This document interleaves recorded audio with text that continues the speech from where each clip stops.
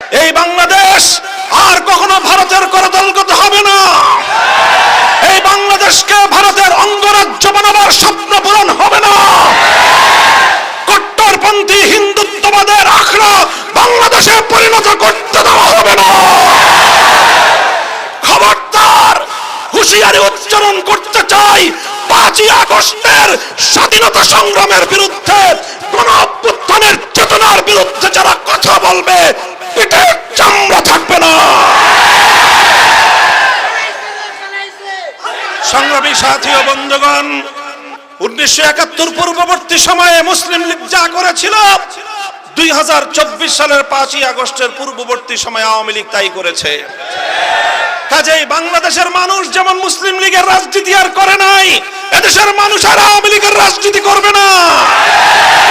আওয়ামী লীগের রাজনীতি মানুষকে হত্যার রাজনীতি, আওয়ামী লীগের রাজনীতি লুটপাট আর দুর্নীতির রাজনীতি, আওয়ামী লীগের রাজনীতি সাম্প্রদায়িক উস্কানি দিয়ে সাম্প্রদায়িক সংঘাত তৈরি করবার রাজনীতি, আওয়ামী লীগের রাজনীতি গুম আর খুনের রাজনীতি, আওয়ামী লীগের রাজনীতি আমার তাগড়া তাগড়া যুবক সন্তানদেরকে মায়ের বুক থেকে কেড়ে নিয়ে গুমের রাজত্ব কায়েম করবার রাজনীতি।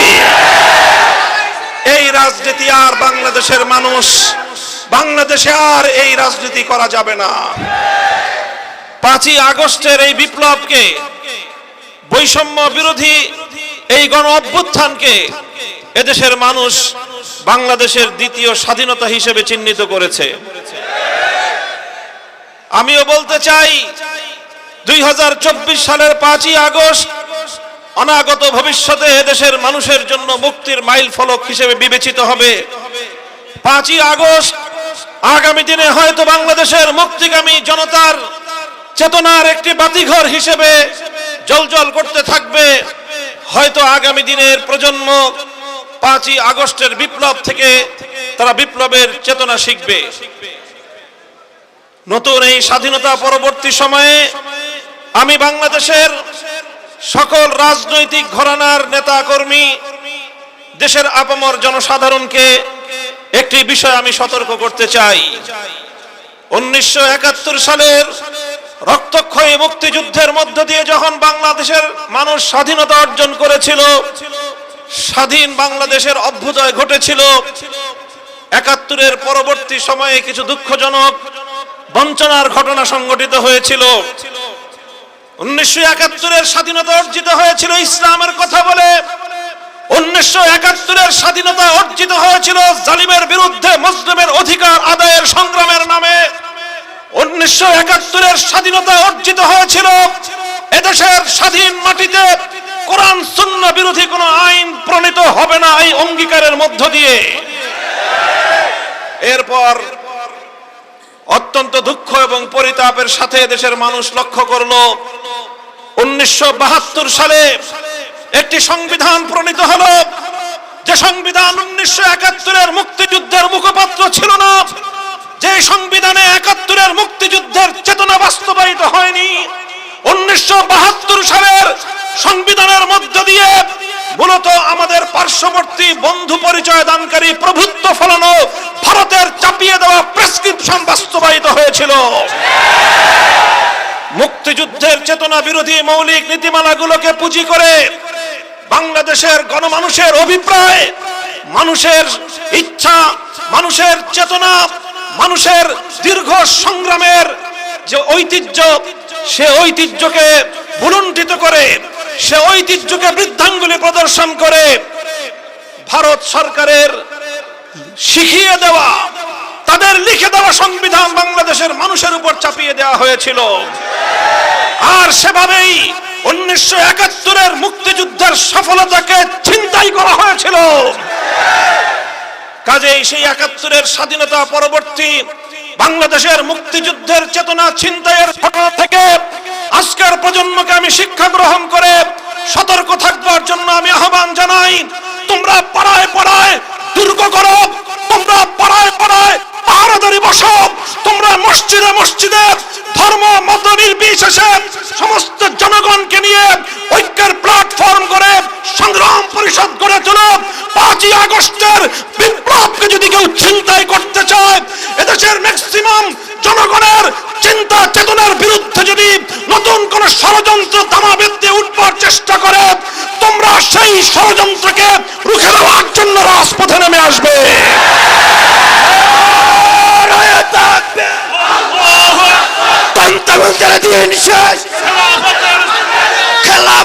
বাংলাদেশ সংগ্রামী সাথী বন্ধুগণ, আজকের মঞ্চ থেকে বৈষম্য বিরোধী ছাত্র জনতাকে আমি অভিনন্দন জানাই।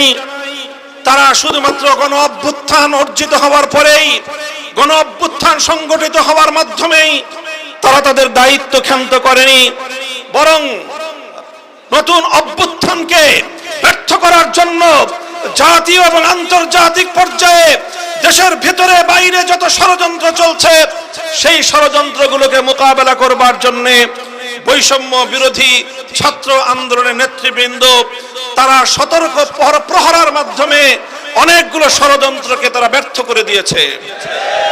আমি দেশবাসীকে বলতে চাই, বাংলাদেশ খেলাফত মজলিস এবং তার সহযোগী সংগঠনের নেতাকর্মীদেরকে বলতে চাই, হেফাজতে ইসলাম বাংলাদেশ সহ এদেশের আলেম সমাজকে বলতে চাই, শুধু আমাদের সন্তান তুল্য ছাত্র জনতা হয়তো এই বাংলাদেশের ভিতর এবং বাহির থেকে পরিচালিত ষড়যন্ত্রকে তারা যথাযথভাবে মোকাবেলা করার ক্ষেত্রে হিমশিম খেতে পারে। এজন্য আমাদেরকে ইস্পাত কঠিন দৃঢ়তা নিয়ে মাঠে ময়দানে আমাদের উপস্থিতির জানান দিতে হবে। এই বাংলাদেশ আর কখনো ভারতের করদলগত হবে না। এই বাংলাদেশকে ভারতের অঙ্গরাজ্য বানাবার স্বপ্ন পূরণ হবে না। কট্টরপন্থী হিন্দুত্ববাদের আখড়া বাংলাদেশে পরিণত করতে দেওয়া হবে না। বাংলাদেশ একটি উদার মুসলিম রাষ্ট্র। শত শত বছরের আন্দোলন এবং সংগ্রামের মধ্য দিয়ে স্বাধীন বাংলার এই ভূখণ্ড অর্জিত হয়েছে। এই স্বাধীন বাংলার ভূখণ্ড অর্জন করতে গিয়ে তিনটি আধিপত্যবাদী সংগ্রামের বিরুদ্ধে আমাদেরকে অতীতে লড়াই করতে হয়েছে। 1971 সালে স্বৈরাচারী পশ্চিম পাকিস্তানিদের বিরুদ্ধে লড়তে হয়েছে।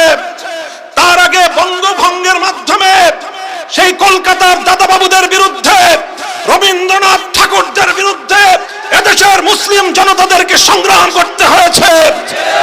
তার পূর্বে ব্রিটিশ বেনিয়াদের সাম্রাজ্যবাদের বিরুদ্ধে লড়াই করার পর স্বাধীন বাংলাদেশের মাটি মুক্ত হয়েছে। কাজেই আমাদেরকে সেই সংগ্রামের ধারা অব্যাহত রাখতে হবে। এদেশের ৯৭% মুসলমানদের ধর্মীয় চেতনাকে পদপিষ্ট করে কবির রবীন্দ্রনাথ ঠাকুরদের গান বাংলাদেশের মানুষের কাঁধের উপর চাপিয়ে দেওয়ার ফ্যাসিবাদী সিদ্ধান্তকে পরিবর্তন করার জন্য অন্তর্বর্তীকালীন সরকারের প্রতি আমি জোর দাবি জানাবার চেষ্টা করতে চাই। সংগ্রামী সাথী ও বন্ধুগণ, আমি আপনাদেরকে বলবো এবং আপনাদের মাধ্যমে আওয়ামী লীগের নেতাকর্মীদেরকে বলবো, আপনারা এই আওয়ামী লীগ নিয়ে বাংলাদেশে আর রাজনীতি করার চেষ্টা করবেন না। বলবেন কেন? আমি আওয়ামী লীগকে নিষিদ্ধ করার কথা এই মুহূর্তে বলছি না। তবে আমি যেটা বলছি, 1971 সালের পূর্ববর্তী এই দেশ মুসলিম লীগের দ্বারা শাসিত হয়েছিল, মুসলিম লীগের দ্বারা শোষিত হয়েছিল। এদেশের মানুষ মুসলিম লীগের দ্বারা বঞ্চিত হয়েছিল।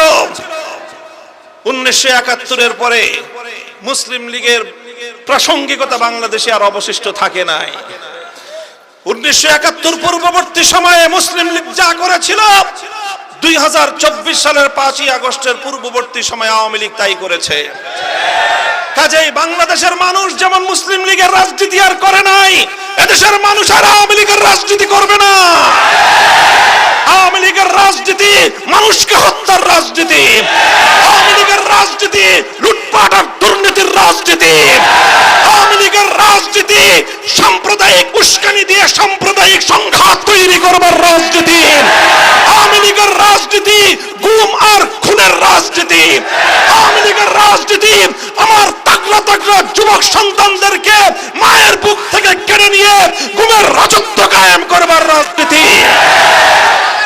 এই রাজনীতি আর বাংলাদেশের মানুষ, বাংলাদেশে আর এই রাজনীতি করা যাবে না। শেখ হাসিনাকে বলতে চাই, পালিয়ে গেছেন ভারতে। বাংলাদেশের 1 ইঞ্চি মাটি, বাংলাদেশের 1 ইঞ্চি জলপথ, নৌপথ এবং সড়ক পথ পালিয়ে যাওয়ার জন্য এদেশের মাটি আপনাকে সহযোগিতা করে নাই। আপনি এই দেশের মাটির সঙ্গে গাদ্দারি করেছেন। আপনার রাজনীতি ছিল বাংলাদেশের মানুষ থেকে প্রতিশোধের রাজনীতি। আপনার বাবার 1972 সাল থেকে 75 সাল পর্যন্ত বাকশালী রাজনীতির কারণে 30 লক্ষ মায়ের বুক খালি করার কারণে শেখ মুজিবের নেতৃত্বাধীন শেখ মুজিবুর রহমানের কায়েমকৃত বাকশালকে এদেশের মানুষ উপড়ে ফেলেছিল। 30,000 মায়ের বুক খালি করে শেখ মুজিবুর রহমান সাহেব তিনি তার একক আধিপত্য বিস্তার করার চেষ্টা করেছিলেন। 15ই আগস্টের মাধ্যমে শেখ মুজিবুর রহমান সাহেব সপরিবারে নিহত হয়েছেন। সেই ঘটনা নিয়ে আমি আমার কোনো মন্তব্য করতে চাই না, কিন্তু বলতে চাই 15ই আগস্টের ঘটনার মূল্যায়ন করতে হলে তার আগে সিরাজ শিকদার সহ বাংলার মাটিতে হত্যাকাণ্ডের শিকার 30,000 যুবকের হিসাব দিতে হবে। তার আগে হাজার হাজার আলেমদেরকে 1971 সালের মুক্তিযুদ্ধ পরবর্তী সময়ে বিনা বিচারে যাদেরকে কারারুদ্ধ করে নির্যাতন করা হয়েছিল সেই হিসাব কষতে হবে। সেই হিসাব না কষে শেখ হাসিনা ঘোষণা দিয়েছিলেন যে দেশের মানুষ তার বাবাকে খুন করেছে তিনি সেই দেশের মানুষ কাছ থেকে প্রতিশোধ নিয়ে ছাড়বেন। সেটা তার 75 সালের ঘোষণা ছিল শেখ হাসিনার। 50 বছর রাজনীতি করেছেন 75 সাল থেকে 2024 সাল। 24 সালে এসে আজ কথা বলতে দ্বিধা নেই। শেখ হাসিনার 50 বছরের রাজনীতি ছিল বাংলাদেশের মানুষের বিরুদ্ধে প্রতিশোধ গ্রহণের রাজনীতি। 50 বছরের রাজনীতি ছিল বাংলাদেশকে তলাবিহীন ঝুড়িতে পরিণত করবার রাজনীতি। শেখ হাসিনার 50 বছরের রাজনীতি ছিল বাংলাদেশের মানুষের মধ্যে একটি এমন বিভক্তি তৈরি করতে এই জাতি যেন আর কোনোদিন ঐক্যবদ্ধ হতে না পারে। কিন্তু আজ বাংলাদেশের আবার বৃদ্ধ বনিতা এক কাতারে দাঁড়িয়ে গেছে। স্কুল থেকে আমার ছেলে মেয়েরা নেমে এসেছে, কলেজ থেকে আমার সন্তানেরা রাজপথে নেমেছে, মাদ্রাসা থেকে আমার সন্তানেরা হাতে হাত ধরে রাজপথে দাঁড়িয়ে গেছে। সকল varsity, public varsity, private university থেকে সকল ভেদাভেদ ভুলে গিয়ে, গরিব এবং ধনীর সমস্ত পার্থক্য ভুলে গিয়ে, মাদ্রাসা এবং স্কুল কলেজের ভেদাভেদ ভুলে গিয়ে, হিন্দু বৌদ্ধ মুসলমান ধর্মীয় পার্থক্য ভুলে গিয়ে মানুষ হিসেবে তারা মানুষের হাতে হাত ধরে অন্যায় এবং জুলুমের বিরুদ্ধে টেকনাফ থেকে তেতুলিয়া তারা দুর্বার প্রতিরোধ আন্দোলন গড়ে তুলেছিল। এই ঐক্যই হলো বাংলাদেশের শক্তি। এই ঐক্যই হলো বাংলাদেশের শক্তি। শেখ হাসিনা এবং আওয়ামী লীগের রাজনীতি ছিল এদেশের এই মানুষের মধ্যে যেন কোনোদিন ঐক্য প্রতিষ্ঠিত হতে না পারে। আজও বাংলাদেশে শেখ হাসিনার দোসররা আছে, আজও আছে সুশীল নামীয় কিছু কুশীল, তারা এখন মায়া কান্না কাঁদে। খবরদার, হুঁশিয়ারি উচ্চারণ করতে চাই, 5ই আগস্টের স্বাধীনতা সংগ্রামের বিরুদ্ধে, গণ-অভ্যুত্থানের চেতনার বিরুদ্ধে যারা কথা বলবে পিঠের চামড়া থাকবে না। সংগ্রামী সাথী ও বন্ধুগণ, 5ই আগস্টের এই অভ্যুত্থান চূড়ান্ত সফলতা অর্জন করবে সেদিন, যেদিন জুলুম মুক্ত, অবিচার মুক্ত, ন্যায় এবং ইনসাফের বাংলাদেশ গঠিত হবে। আমরা আহ্বান জানাই সকল রাজনৈতিক সংগঠন, আসুন, শুধুমাত্র নিজেদের আখের গোছানোর কেউ চিন্তা করবেন না। দেশের এই চলমান দুর্বলতার সুযোগ নিয়ে কেউ বাংলাদেশের মানুষের অধিকার নিয়ে ছিনিমিনি খেলবার চেষ্টা করবেন না। বাংলাদেশের বৃহত্তর বিরোধী দল বিএনপি, জামাতে ইসলামী, ইসলামী আন্দোলন বাংলাদেশ, বাংলাদেশ খেলাফত মজলিস, জমিয়তে উলামায়ে ইসলাম, নিজামে ইসলাম পার্টি, এলডিপি, অন্যান্য যতগুলো দল, রাজনৈতিক দল আছে, আসুন আমরা সকলে হাতে হাত রাখি। বাংলাদেশের মানুষ আজকে একটি অর্থনৈতিক মহা সংকটের মুখোমুখি পতিত। শেখ হাসিনা এবং তার দোসররা বাংলাদেশটাকে খোকলা করে রেখে গিয়েছে। হাজার হাজার কোটি টাকা উন্নয়নের নামে পাচার করেছে। শেখ হাসিনার একার পাচারকৃত টাকা আর তার পরিবারের পাচারকৃত টাকা দিয়ে এই বাংলাদেশে হাজারো উন্নয়ন প্রকল্প বাস্তবায়ন করা সম্ভব। তাই আজকে আমি অন্তর্বর্তী সরকারের প্রতি দাবি জানাতে চাই, বিগত ফ্যাসিবাদী সরকারের পাচারকৃত সকল সম্পদ বাংলাদেশে ফিরিয়ে আনতে হবে। শেখ হাসিনা নরেন্দ্র মোদীর ঘরে বসে আমার বাংলাদেশের স্বাধীনতার বিরুদ্ধে, এদেশের ধর্মীয় সম্প্রীতির বিরুদ্ধে ষড়যন্ত্র করছে। তাকে দ্রুত, অতি দ্রুত সময়ের মধ্যে বিচারের মাধ্যমে, আদালতের প্রক্রিয়ার মাধ্যমে, প্রয়োজনে ইন্টারপোলে রেড অ্যালার্ট জারি করার মাধ্যমে হাজারো মায়ের সন্তানের হত্যাকারী শেখ হাসিনাকে ধরে বাংলাদেশের বিচার কার্যকর করতে হবে। আমার 2013 সালের শাপলা চত্বরের শহীদের বিচার করতে হবে। ভারতকে বলবো, প্রতিবেশী আছেন, প্রতিবেশী থাকবেন, আমাদেরকে শোষণ করার চেষ্টা করবেন না, ওই চিন্তাও করবেন না। 18 কোটি শাহজালালের সন্তানদেরকে দাবায় রাখতে পারবেন না।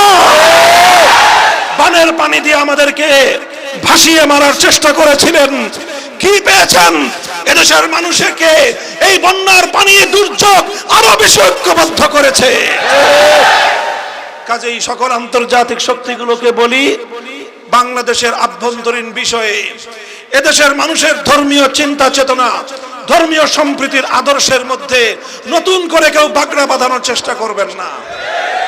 মাধবপুরের সর্বস্তরের জনতা এবং আজকের এই উপস্থিতির প্রতি আমার আখেরি পয়গাম, আমরা বিশ্বাস করি চূড়ান্ত ভাবে যদি ইনসাফ ভিত্তিক, ন্যায়ানুগ, ধর্ম মত নির্বিশেষে প্রতিটি মানুষের সকল অধিকার যদি নিশ্চিত করতে হয়, একভাবেই সম্ভব।